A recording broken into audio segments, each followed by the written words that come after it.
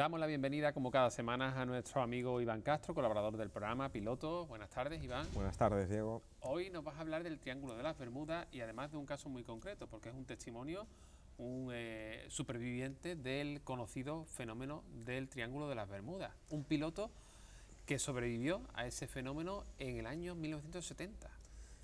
Así es. Lo cierto es que hemos hablado en este programa del Triángulo de las Bermudas, sobre todo del primer caso que lo hizo tan famoso, que era aquel famoso escuadrón del vuelo 19 estadounidense. Desaparecieron varios aviones a la misma hora, en el mismo momento. Un avión de rescate que salió a buscarlos desapareció también, También etcétera. ha habido barcos, ¿verdad?, que han desaparecido. Hay de todo. Hay barcos, hay helicópteros, hay aviones. Lo cierto es que no contamos con testimonios. Cuando alguien desaparece, desaparece para siempre, pero tenemos la suerte de que al menos existe un piloto o una historia que ese hombre sobrevivió para contarlo. Y dio muchos detalles que nos pueden dar una idea de lo que realmente pasa en aquella zona tan enigmática de nuestro planeta, ¿no? Es una de las zonas más misteriosas. Hemos hablado en este programa también de los triángulos misteriosos por el mundo adelante, en el Mediterráneo, por ejemplo, entre Palma de Mallorca, Ibiza y la costa valenciana, alicantina, tenemos un triángulo que es súper famoso también. El mar de Alborán, aquí enfrente de Málaga, entre Málaga y Melilla, para situarnos, es zona caliente de desapariciones.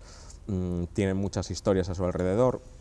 El Triángulo de las Bermudas está situado entre las Islas Bermudas, Puerto Rico y Florida, y es una zona delimitada por estos tres puntos geográficos donde desaparecieron un montón de máquinas, ¿no? De máquinas creadas por el hombre, aviones, barcos, helicópteros.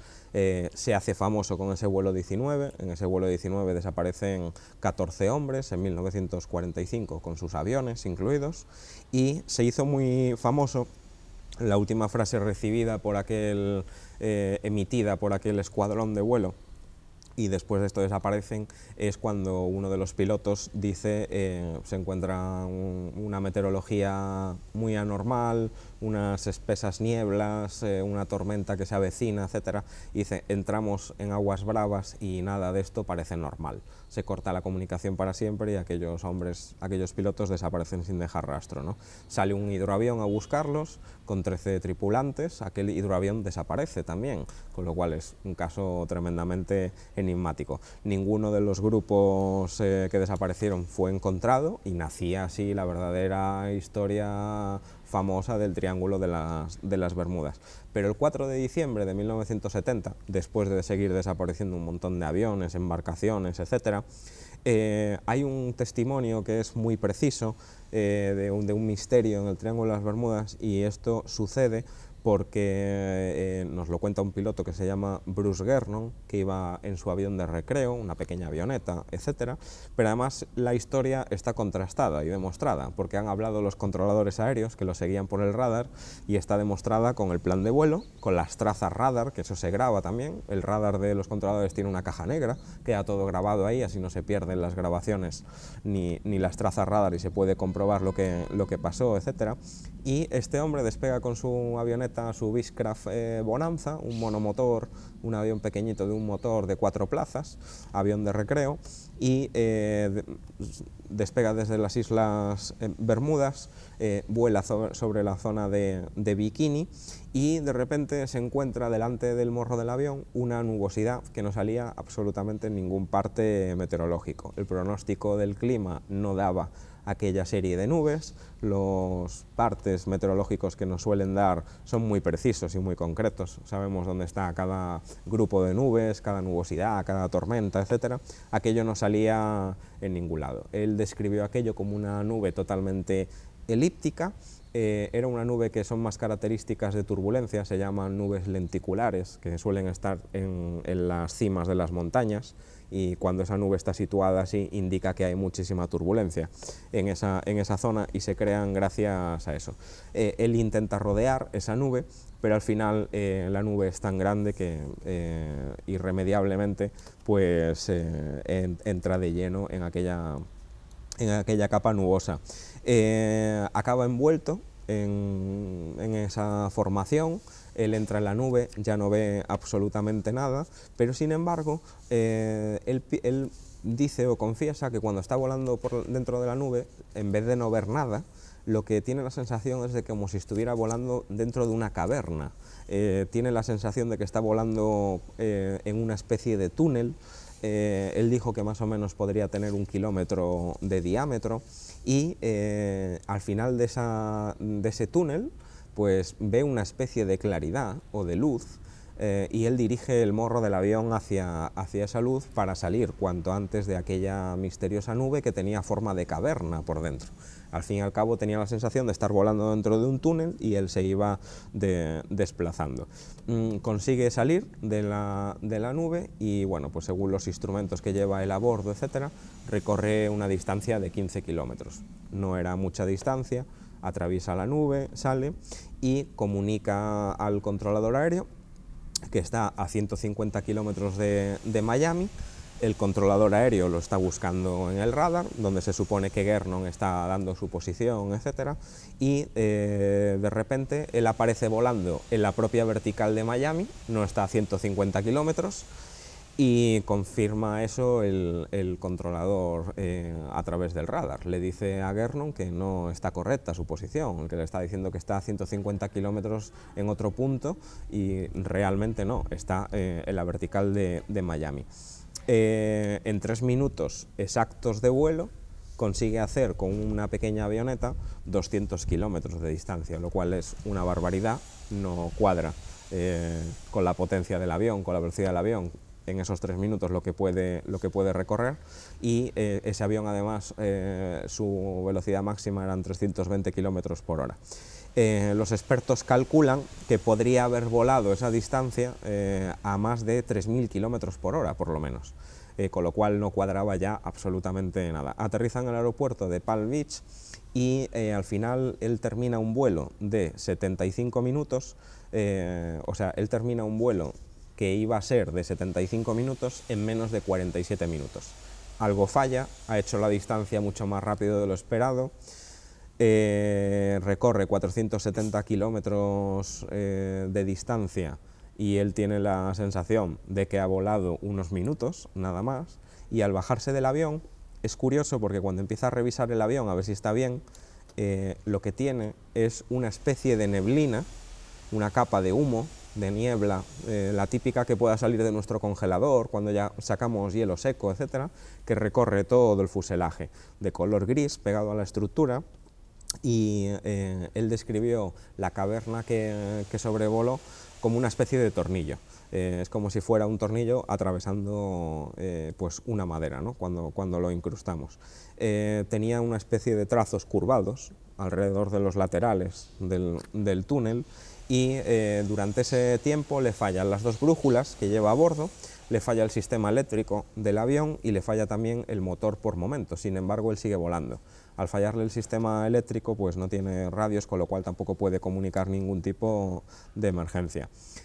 Luego confiesa otra cosa, cuando él entra en el túnel se siente como empujado, no es como si el avión volara, sino que él siente como que alguien le empuja desde atrás, un empujón en el avión que lo hace que el avión prácticamente no vuele, sino que alguien pues lo lleve, ¿no?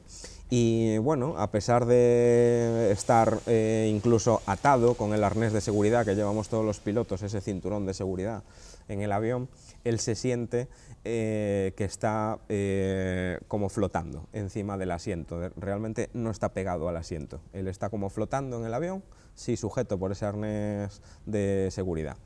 Ya lo más llamativo de todo es cuando él abre los depósitos de combustible y ese vuelo de 470 kilómetros que tenía que haber hecho y gastado X, al final el tanque de combustible está lleno, no había gastado apenas combustible. Como si no hubiera volado. Unos litros, como si no hubiera volado. Y ya los científicos y los expertos cuando analizan este caso, que repito, está totalmente comprobado, verificado, está demostrado con papeles, etcétera, lo único que se puede hablar es de que Bruce Gernon, en pleno Triángulo de las Bermudas, lo que haya conseguido es atravesar un pliegue espaciotemporal.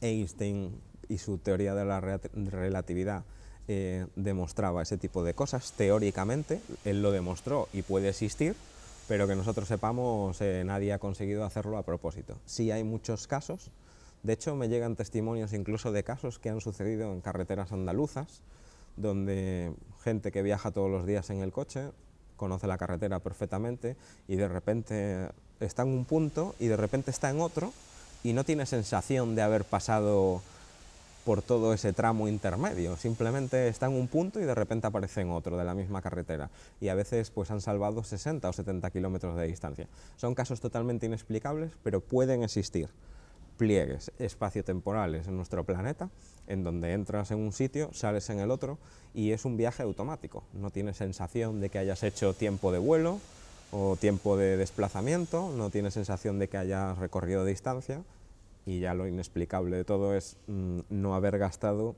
apenas ni un solo litro de combustible, con lo cual el caso es muy llamativo. Todo esto es teoría, está claro que él vivió eso y todo se asemeja a ese tipo de casos, y podríamos derivar los aviones que han desaparecido en el Triángulo.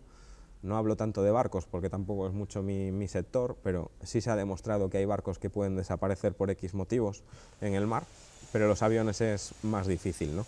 Entonces podría aplicarse este caso a aviones que han desaparecido, pero igual ellos han entrado en una especie de pliegue espacio-temporal, pero no han salido de ellos y estarán todavía volando por ahí, perdidos. Me estrené en tu programa con aquel caso del Malaysian Airlines cuando desapareció. Pues es una teoría más, nadie puede decir que eso no haya sucedido, aunque nos parezca desde luego bastante extraño.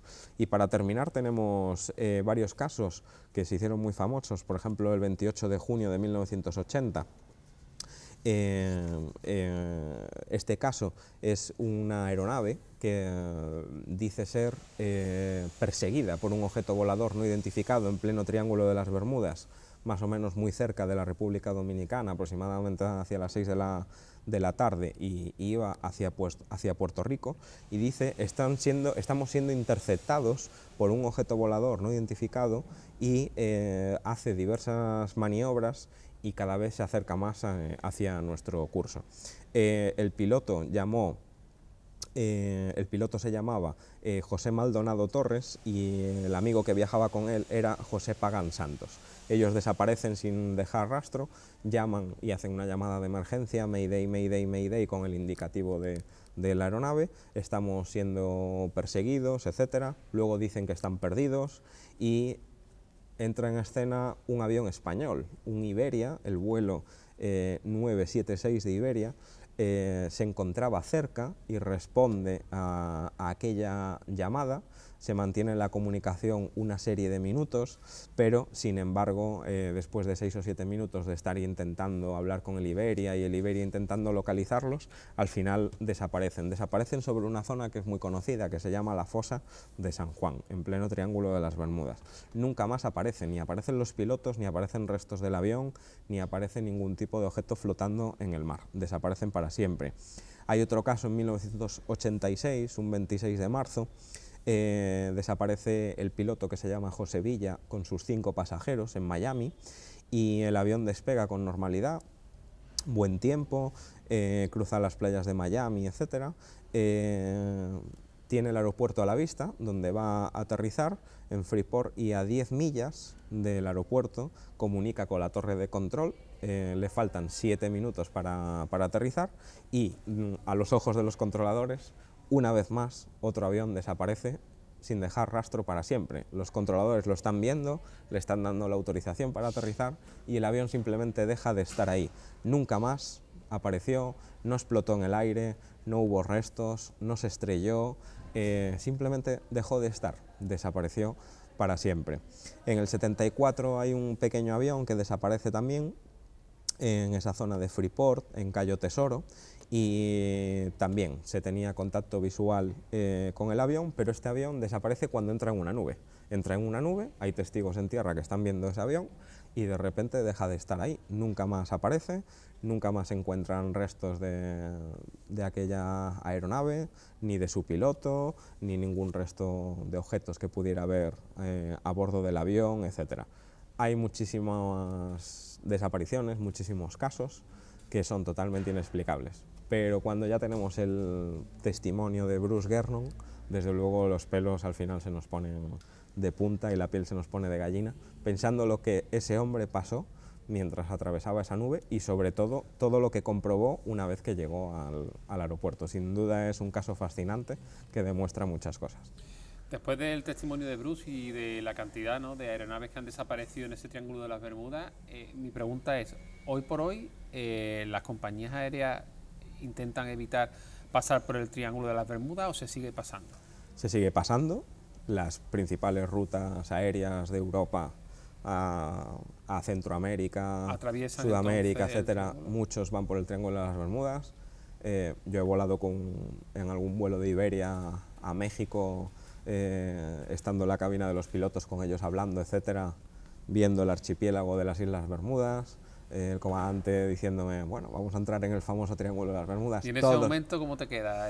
Se te queda una sensación de, a ver qué pasa. Bueno, a ver qué pasa. Pero lo cierto es que es fascinante. Sin embargo, los aviones no pueden dejar de volar porque son las rutas más cortas por allí. Y, no están de dar un rodeo, ¿no? Pero bueno, no pasa nada en el 99,9% de los casos. Hay casos que podrían ser explicables también, de pérdidas de situación, de conciencia del piloto donde está, o que se haya perdido y se haya pues despistado, pero hay casos que son totalmente inexplicables. Pues que no nos toque a ninguno. Que no nos toque. Bueno, Iván, muchas gracias y nada, desde aquí animamos a volar, que es muy bonito, es Siempre. Bonito viajar. Y es lo más seguro. Cosas, y es lo más seguro, ¿no? Bueno, muchas gracias, hasta la semana que viene.